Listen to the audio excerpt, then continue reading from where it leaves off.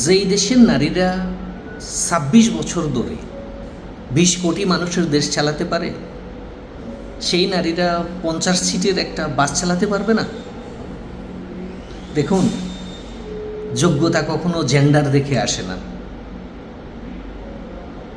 একটা মানুষ যোগ্য কি অযোগ্য সেটা জেন্ডার দিয়ে বিবেচনা করা যায় না।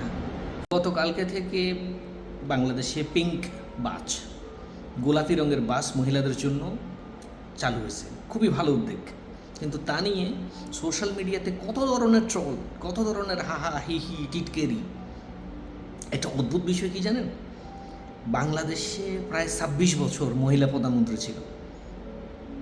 প্রায় সবাই, সব ধরনের পুরুষরা হাসি মুখে সেটা মেনে নিছে, গর্বের সাথে পরিচয় দিত আমার দেশের অমুক প্রধানমন্ত্রী।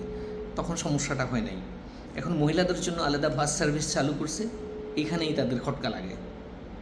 তাদের এক ধরনের মানে ইনডাইরেক্টলি জেলোসি ফিল হচ্ছে।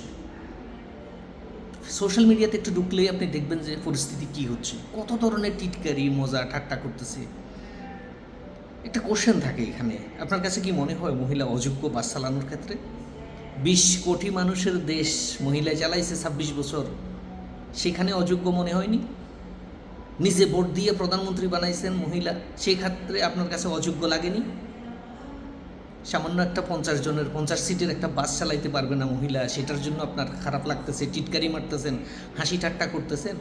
আর ২০ কোটি মানুষের দেশ চালানোর জন্য প্রধানমন্ত্রী আপনি নিজে চুজ করছেন।